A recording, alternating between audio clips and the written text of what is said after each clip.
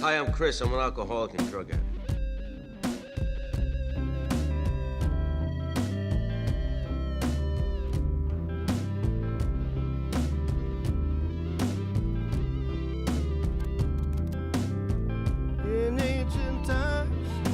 Where's my arc?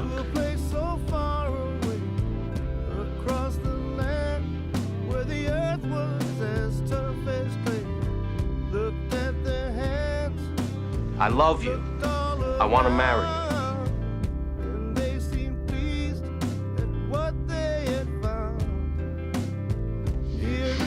What are you doing, man? I fucking love you.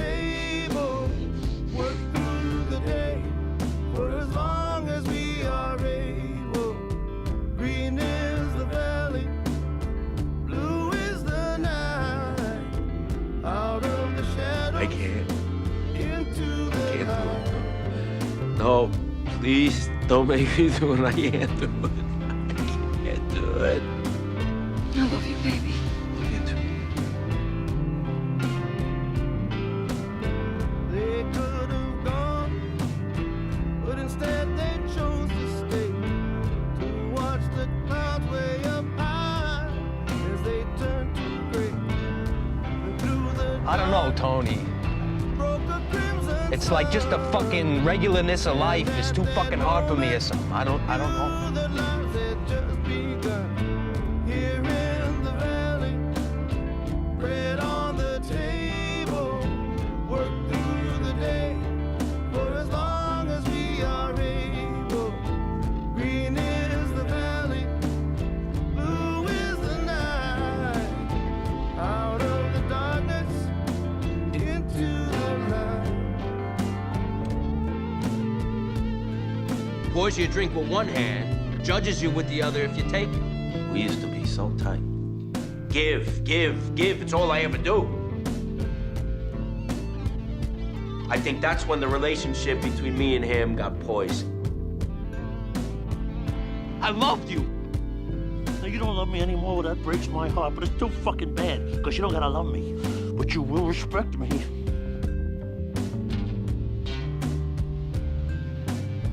Life's too short, Chris. You can't waste it fighting with your friends. I know. You're special to me, you know. Always have been. You too, Bill. I mean, I'm sorry, Tony. I apologize too, kid. Here in the valley, bread on the table, work through the day for as long as we are able. Green is the valley, blue is the night. My heart's fucking breaking and you're blowing me off. The darkness You know my father fucking a man.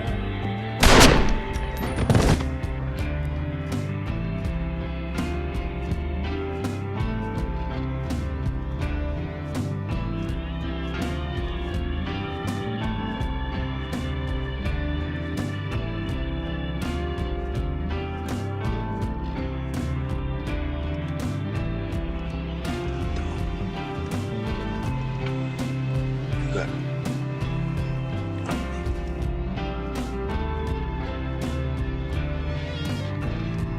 Christopher's dead.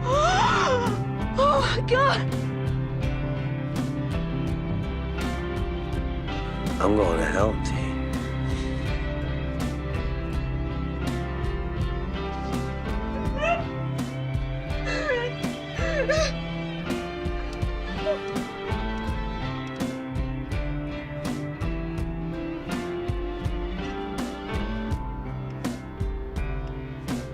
My Uncle Tony.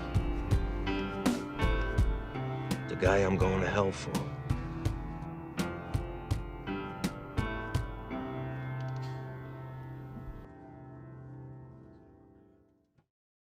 Kennedy y Heidi es el punto de inflexión de Los Soprano, el clímax si lo quieren llamar de otra forma. Es el episodio donde la serie se muestra más cruda y reveladora. Aquí se concentra la dualidad esencial de Tony, padre de familia y jefe mafioso, empatía y brutalidad, culpa y liberación. Todo lo que la serie venía construyendo durante 6 temporadas estalla en este capítulo, que combina drama íntimo, simbolismo visual y un giro trascendental en la vida del protagonista. Es el clímax de la historia como se dijo antes, y los episodios siguientes funcionan casi como un epílogo. Y sin dudas, este capítulo ocupa un lugar especial dentro de la serie, tanto que de elaborarse un listado de los mejores capítulos, estaría incluido. A pesar de solo durar 50 minutos, transmite una sensación épica gracias a la variedad de contrastes que lo atraviesan.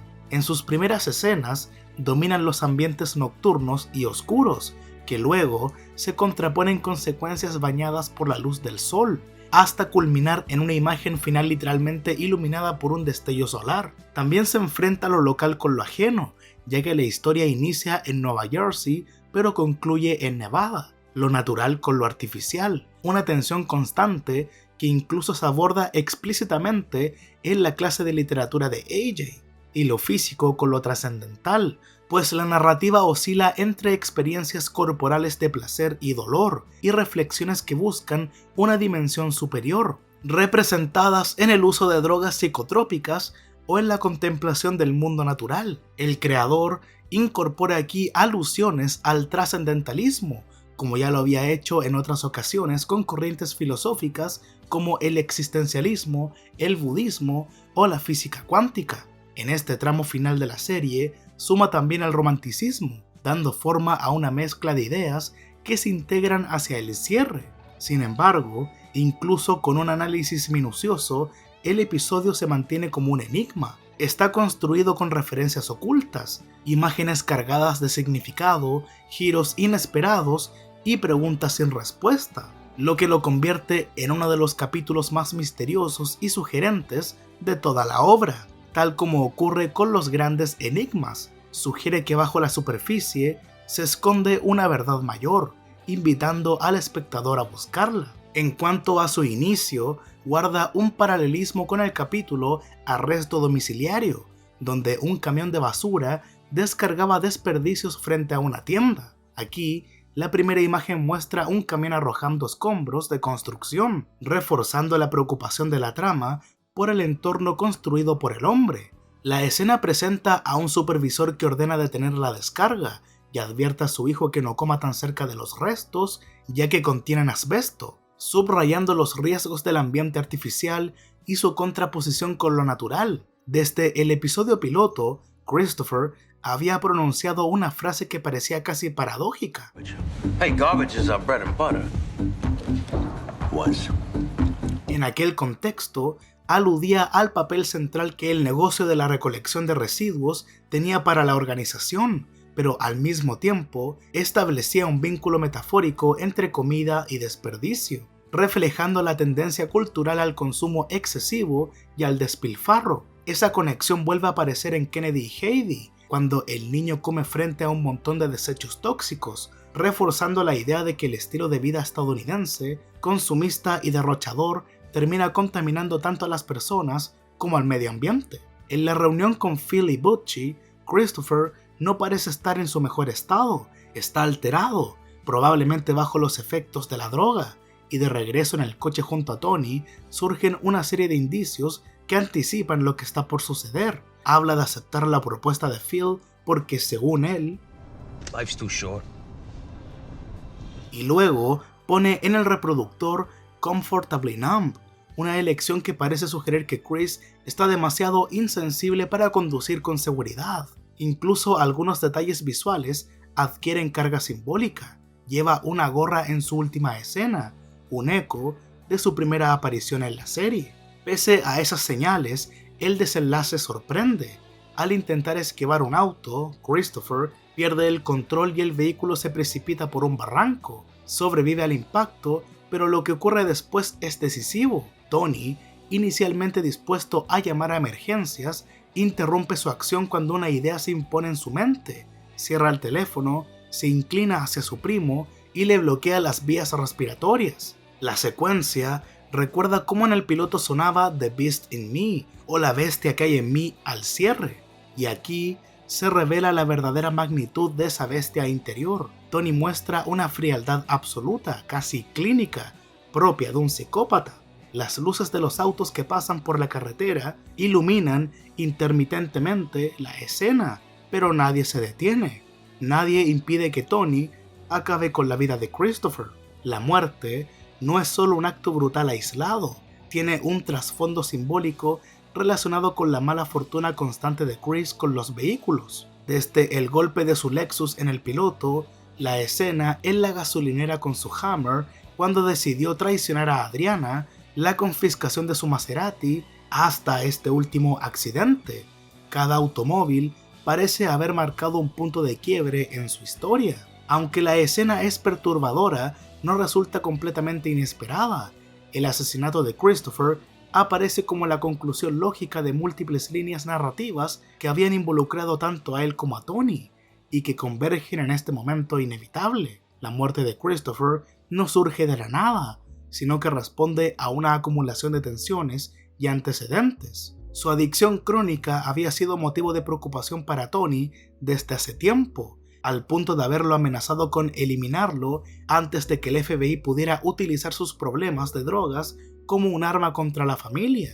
Algunos incluso interpretan que su extraño comportamiento antes del accidente podría deberse a que había colaborado con las autoridades. El carácter impulsivo de Christopher también lo había convertido en un problema recurrente. Era difícil de controlar, reaccionaba con violencia cuando se sentía frustrado dentro de la organización y, como ejemplo inmediato, en el episodio anterior arrojó a Little Polly por una ventana y después abandonó molesto el Bada Bing al sospechar que los demás se burlaban de él. Su adicción además no solo lo acercaba a la autodestrucción por el consumo mismo, sino también por el riesgo de que Tony descubriera hasta qué punto había recaído. La relación entre ambos añade otra capa de complejidad. Tony había tratado a Christopher como a un hijo sustituto, y es posible que parte de su frustración con AJ se haya trasladado hacia él. Al mismo tiempo, Tony venía mostrando impulsos homicidas hacia personas de su círculo íntimo, rozando la violencia con Bobby, Paulie y Hesh en episodios recientes. Existen también interpretaciones que apuntan a motivaciones subconscientes. Se ha planteado, por ejemplo, que Tony lo mata para escapar simbólicamente de los pecados heredados de su padre, pero la serie ofrece indicios concretos de que el motivo más inmediato es el resentimiento que Tony arrastraba desde que Christopher lo caricaturizó en la película Cleaver. Durante la secuencia del accidente, Chase refuerza esa conexión con varios planos del gorro de Cleaver que lleva puesto Christopher, un detalle que concentra la atención de Tony y funciona como recordatorio de aquella tradición artística. La imaginería de Cleaver, de hecho, había estado ligada a Christopher desde su primera aparición hasta este momento final, cerrando el círculo de su destino.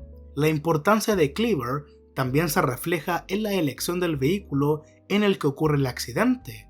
Chris y Tony descienden por un barranco en un Cadillac Escalade negro, el mismo modelo en que años atrás Tony y Adriana sufrieron un choque que influyó directamente en la trama de la película que Chris terminó produciendo. El paralelismo, claro que no es casual. El auto conecta el destino de Christopher con su obra cinematográfica y con las tensiones que había generado. El tema del cine como vía alternativa para Chris aparece desde el inicio de la serie, como señala un análisis sobre los peligros de la producción de Los Soprano. Ya en el piloto se mostraba su frustración en el jardín de Tony, donde se quejaba de que sus esfuerzos para la familia no eran valorados. En ese momento comentó que podía buscar otro camino. La novia de su primo, productora en Hollywood, estaba interesada en su historia. Esa insinuación provocó una reacción inmediata y airada de Tony, anticipando la incomodidad y el resentimiento que años después se consolidarían con Cleaver.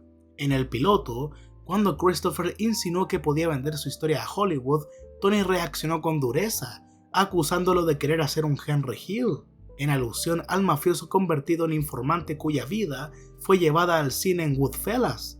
Desde entonces, quedó claro que Chris buscaba un arco más interesante que el que la realidad le ofrecía, y el cine era su manera de fabricarlo. Cuando eso no bastaba para escapar de la monotonía, recurría a las drogas. Tony nunca aprobó ni sus aspiraciones cinematográficas ni su consumo, y ambos aspectos contribuyen al trasfondo de su asesinato.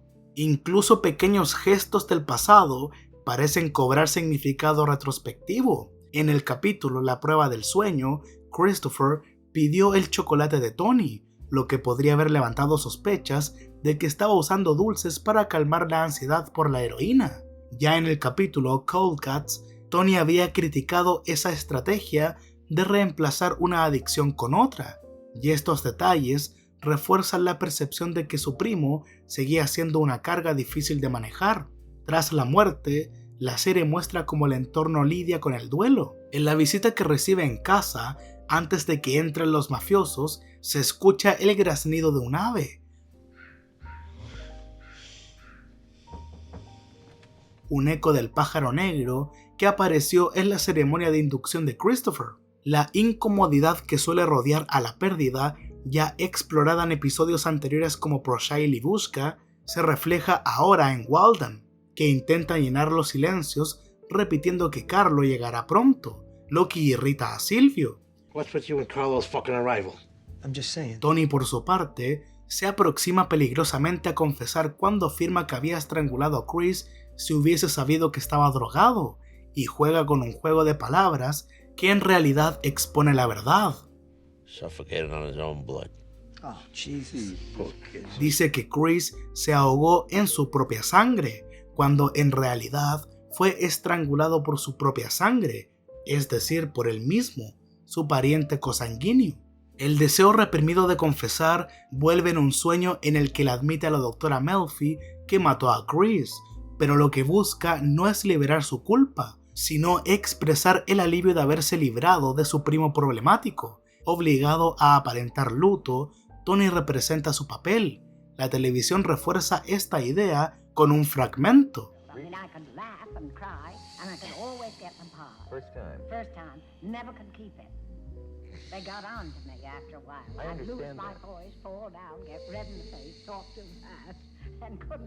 Ella explica que podía reír y llorar en escena, pero que no podía sostener la actuación porque acababa delatándose. Su descripción de ruborizarse mientras intentaba interpretar un papel conecta directamente con Tony, que con el rostro enrojecido por los moretones intenta sostener una fachada de dolor que en realidad es pura actuación. Y algunos dicen que el rostro de Tony con las mejillas rojas podría estar casi representando a un payaso. Tal vez un payaso triste, pero todos sabemos que es al revés. Resulta estar feliz por dentro por la muerte de Christopher, mientras finge tristeza por fuera. El episodio incluye un plano grupal muy significativo tras la muerte de Chris. En él se observa la variedad de reacciones frente a la tragedia. Bobby y Carlo en primer plano parecen más atentos al partido. En el centro de la escena se percibe una tristeza más contenida, y al fondo, la madre de Christopher se sumerge en una desesperación etílica absoluta. Un solo encuadre resume la gama de respuestas emocionales dentro de la familia y los allegados. Mientras todos a su alrededor procesan el duelo a su manera, Tony insiste en un argumento que pretende presentar como razonable. Repite que la bebé Caitlin pudo haber muerto si hubiera estado en el auto. De este modo, parece buscar una justificación legítima para el asesinato, algo que lo absuelva al menos en su propia conciencia, y que al mismo tiempo le permita atenuar la culpa por el sufrimiento que ha causado a los seres queridos de Christopher. Para reforzar esta idea, describe una y otra vez cómo una rama atravesó hasta llegar al asiento infantil, tratando de fijar esa imagen como prueba de que su acción evitó una tragedia mayor. Los árboles han estado asociados con la muerte en el transcurso de toda la serie, pero en el episodio anterior también se vincularon con la familia y la vida doméstica.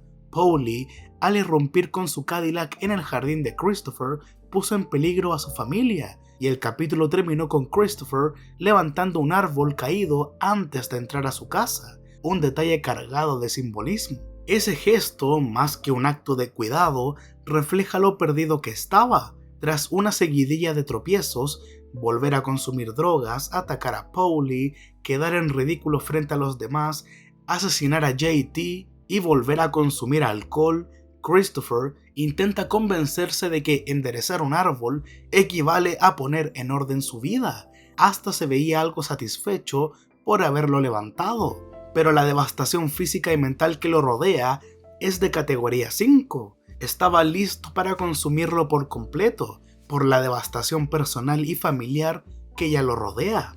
Ese gesto mínimo puede verse como un guiño triste a la idea de demasiado poco y demasiado tarde. La escena, en lugar de transmitir esperanza, la imagen refuerza la sensación de que su destino estaba sellado y que no lograría sobrevivir a la serie. En este episodio, esa metáfora continúa. El accidente con la rama atravesando el asiento infantil pudo haber sido una advertencia capaz de inspirar a Christopher a mantenerse sobrio. Sin embargo, Tony le arrebató esa posibilidad, impidiendo que esa imagen se transformara en un punto de inflexión. A Tony, su fingido luto comienza a resultarle cada vez más agotador. En el funeral, intercambia un gesto con Daniel Baldwin, actor que lo interpretó simbólicamente en Cleaver, lo que subraya la ironía. Baldwin jamás podría representar tan bien a Tony Soprano como el propio Tony, que ahora actúa frente a todos. La frustración aumenta cuando casi de inmediato muere la supuesta madre de Paulie, un personaje entrañable y candoroso, cuyo velorio para Tony no es un momento de recogimiento, sino otra ocasión para escuchar los lamentos y quejas interminables de Paulie. Agobiado, decide alejarse de Nueva Jersey y llama a Alan para organizar un viaje a Las Vegas. La sucesión de funerales funciona así como un dispositivo narrativo de transición de la muerte y el duelo en Jersey hacia la vitalidad y el exceso de Nevada. Este episodio se convierte en el tercer gran episodio de vacaciones de la serie. En Commendatori, el viaje a Italia subrayaba la conexión de la mafia con sus raíces culturales.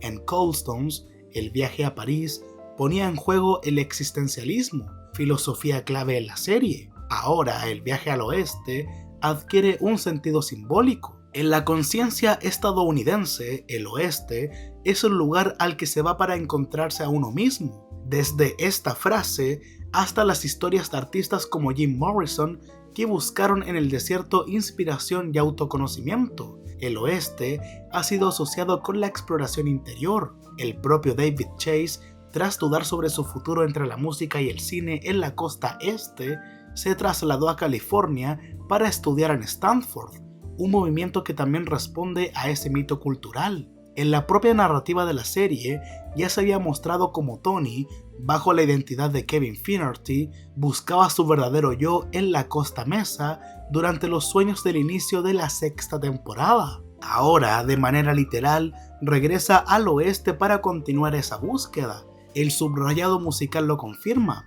Al llegar a Las Vegas, su recorrido por la ciudad se acompaña con la canción Are You Alright de Lucinda Williams, incluida en el álbum West, reforzando de manera explícita el sentido del lugar en esta nueva etapa. Las Vegas, además de representar el oeste en el imaginario estadounidense, encarna la idea de la ciudad fabricada, a diferencia de otras urbes que crecieron de forma orgánica. Su desarrollo fue forzado y artificial. El desierto inhóspito fue transformado gracias a la acción conjunta de mafiosos como Bugsy Siegel y de bancos mormones que financiaron el proyecto. El resultado fue un espacio concebido como un parque temático urbano, una fantasía levantada en medio de la nada y convertida en realidad tangible. Su crecimiento tampoco habría sido posible de infraestructura como la presa Hoover y la presa Glen Canyon, que aportaron la energía y los recursos necesarios. Esa agresividad financiera y de ingeniería marcó la identidad de la ciudad. La llegada de Tony a Las Vegas está planteada con un guiño cinematográfico evidente a El Padrino. En aquella película, Ford Coppola mostró el ingreso de Michael Corleone a la ciudad desde el interior de un automóvil, destacando el paisaje urbano característico. David Chase repite el recurso visual, filmando también a Tony desde un coche en movimiento mientras contempla la ciudad. Sin embargo, la diferencia está en el tono. Coppola acompañó la escena con música ligera y dinámica, mientras que Chase opta por el tema introspectivo y contenido de Lucinda Williams, lo que establece un contraste claro en la manera de representar el lugar. El paralelismo no se limita a un solo plano. Chase refuerza esta asociación al incluir otras dos secuencias, de Tony recorriendo la ciudad desde el coche, lo que multiplica las conexiones visuales pero subraya al mismo tiempo las diferencias temáticas y emocionales entre ambas representaciones de Las Vegas. Los recorridos que filma Chase en Las Vegas evocan los créditos iniciales de la serie, en especial los túneles semejantes al Lincoln Tunnel, pero al final vemos grúas, un camión de cemento y un sitio en construcción, reforzando el contraste central entre lo natural y lo artificial y subrayando el carácter manufacturado de la ciudad. En 2014, Martha Hutchinson publicó un artículo muy comentado en el que ofrecía detalles sobre las influencias culturales y filosóficas de David Chase. Lo más interesante de ese texto no fue la polémica que generó, sino la luz que arrojó sobre el interés del creador por el antropólogo Carlos Castaneda. Este autor relató su encuentro con prácticas chamánicas y defendía el uso del peyote como herramienta para alcanzar la sabiduría y comprender el modo correcto de vivir. Chase, que creció en la década de los 60, se sintió atraído por esa visión. No veía sentido en consumir drogas solo por entretenimiento. Lo que le interesaba era la dimensión espiritual y transformadora que podían tener si estaban acompañadas de un marco de creencias. Así, el consumo no se trataba de escapar de la realidad, sino de intentar acceder a un nivel de conciencia distinto que ayudara a entender mejor la propia vida. En este contexto aparece Sonia, amiga de Chris, cuyo nombre significa sabiduría, y que incluso dio título provisional al episodio. Tony la visita para informarle de la muerte de Chris, pero en realidad lo atrae la curiosidad por sus experiencias psicodélicas. Su búsqueda de identidad, expresada antes en la temporada, I'm 46 years old. And who am I? Where am I going? Join the club. eso lo conduce hasta ella, convencido de que perderse en una niebla alucinógena puede ser un paso para encontrarse, porque al parecer, solo al perdernos comprendemos realmente nuestro lugar en el mundo. Tony y Sonia consumen peyote juntos y él pronto comienza a sentirse mal. Lo vemos vomitar y este sería el primer efecto físico de su experiencia alucinógena. En su estado alterado, Tony se recuesta y fija la vista en una lámpara redonda que emite un resplandor y un zumbido. Esa luz parece conectar con el faro que había visto en sus sueños durante la etapa en coma, reforzando la idea de continuidad entre aquellas visiones y su presente. Luego, acompaña a Sonia al casino. Allí, mientras observan girar la ruleta, Chase ralentiza la imagen para subrayar el movimiento circular, y Tony comenta esto. It's the same principle as the solar system. La frase abre múltiples interpretaciones. Puede aludir a la fuerza centrípeta, a las órbitas de los planetas o a una reflexión más abstracta sobre el orden del universo. El giro de la rueda también puede entenderse en clave espiritual. Su circularidad evoca el concepto budista del Enso, un círculo que puede representar tanto la nada y el vacío como la totalidad del universo en un solo trazo. La escena sugiere así que Tony está experimentando una percepción más amplia de la realidad, donde lo físico y lo trascendental se confunden. Tony había heredado de su madre una visión nihilista del mundo, la idea de que el universo era una gran nada. Sin embargo, bajo el efecto del peyote, empieza a percibir otra posibilidad, que todo está interconectado, que la nada y el todo pueden ser en realidad dos aspectos de un mismo principio. En la ruleta, Tony encadena una racha de suerte inusual. Interpreta que se debe a haberse librado de Christopher y a no cargar con ese lastre. Como un capitán, se siente liberado y convencido de que el camino será más fácil de ahora en adelante. Esa sensación de alivio lo hace caer riendo sobre la alfombra del casino, cuyo diseño de círculos entrelazados refuerza visualmente la idea de conexión universal. El círculo que conecta a todos en la Tierra es el medio ambiente, la tierra, el agua y el aire que compartimos. En el piloto, cuando Melfi mencionó el cargo de Tony como gestión de residuos, él añadió con ironía el medio ambiente. You said you were in waste management. The environment.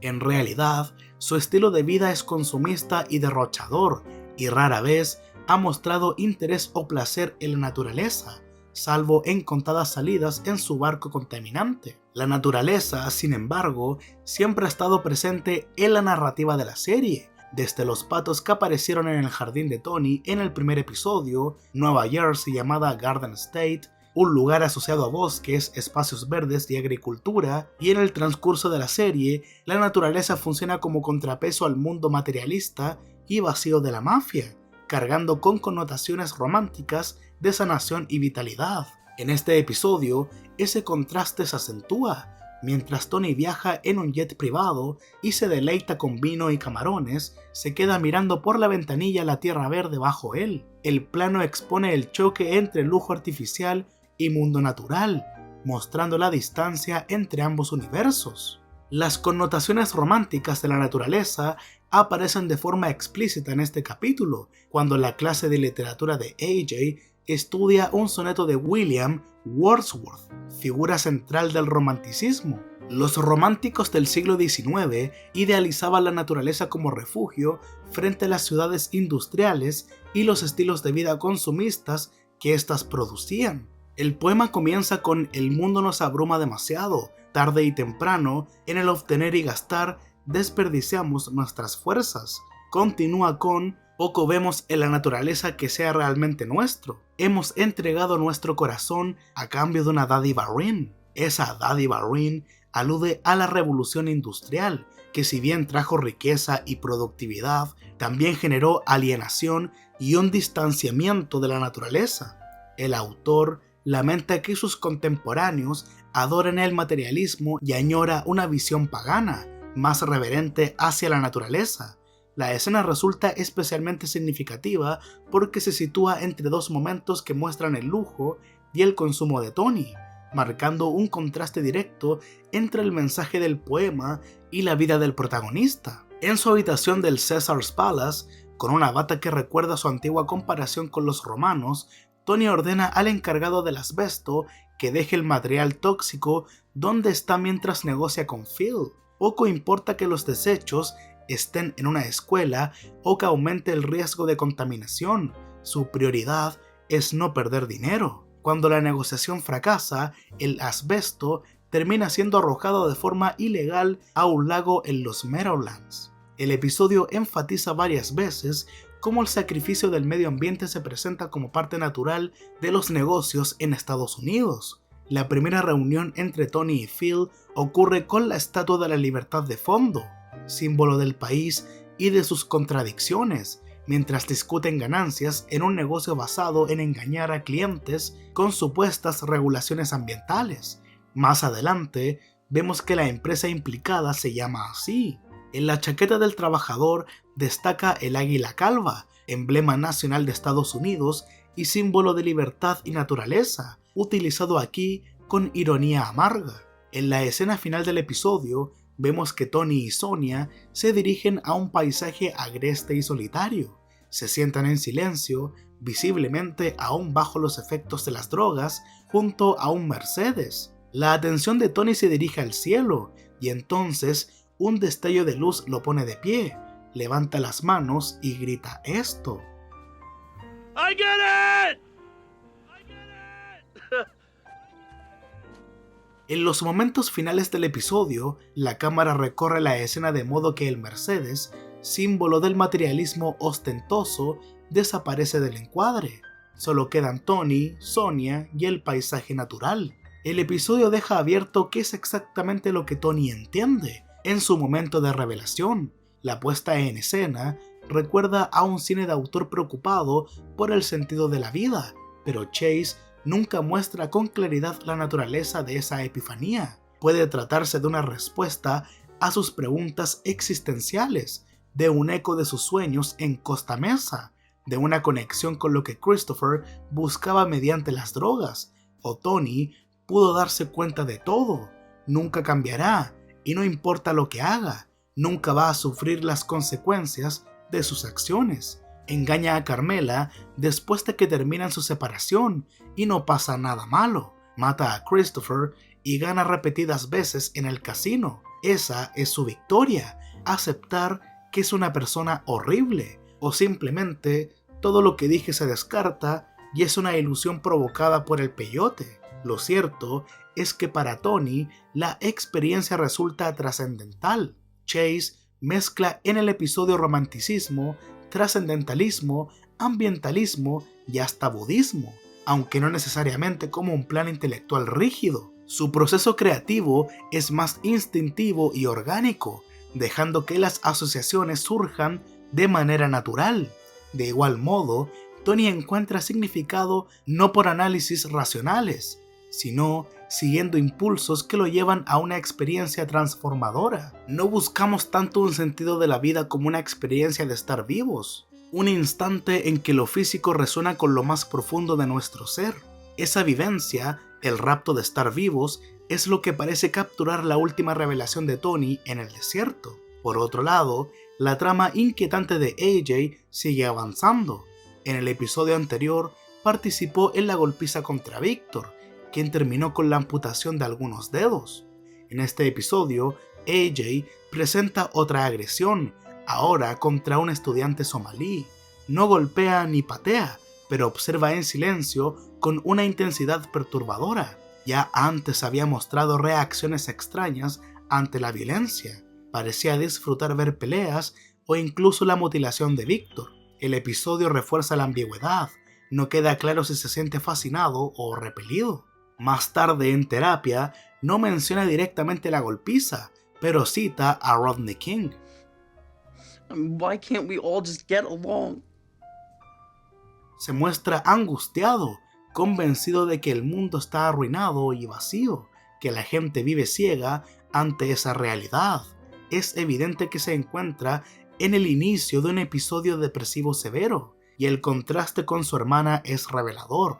Meadow, cuyo nombre evoca lo natural y lo abierto, ha crecido como una joven educada y reflexiva, sin la desesperanza que afecta a su padre y hermano. En cambio, AJ se convierte cada vez más en un reflejo de Tony. Si su padre ha caído en un nihilismo profundo, AJ se hunde en el mismo camino, convencido de que todo se desmorona. Como la ruleta que giraba en Las Vegas, percibe un mundo que pierde el centro y se dirige al caos. El asesinato de Christopher puede verse como un intento de Tony por imponer orden en medio de ese caos, pero la conducta de AJ en lo que sigue amenaza con devolver a su vida una nueva ola de desorden. En fin, el título del episodio, Kennedy y Heidi, ha generado múltiples interpretaciones. Ya resulta llamativo que un episodio tan trascendental lleve el nombre de dos personajes secundarios que apenas aparecen 5 segundos en pantalla. Maybe you should go back, Heidi. Kennedy, I'm on my learner's permit after dark. Algunos análisis ven en Kennedy una alusión a la familia Kennedy, recordando que Tony compara a Kelly Moltisanti con Jackie Kennedy en este capítulo. Like a movie star. Jackie Kennedy. Sin embargo, la explicación más convincente es la que apunta a que esos 5 segundos son cruciales. Kennedy y Heidi se enfrentan a una prueba moral tras el accidente. Una quiere regresar para ayudar, pero la otra decide seguir de largo para no meterse en problemas con su permiso de conducir. Eligen la indiferencia y al hacerlo reflejan la lógica del universo de la serie, donde el egoísmo y la evasión del deber moral son la norma.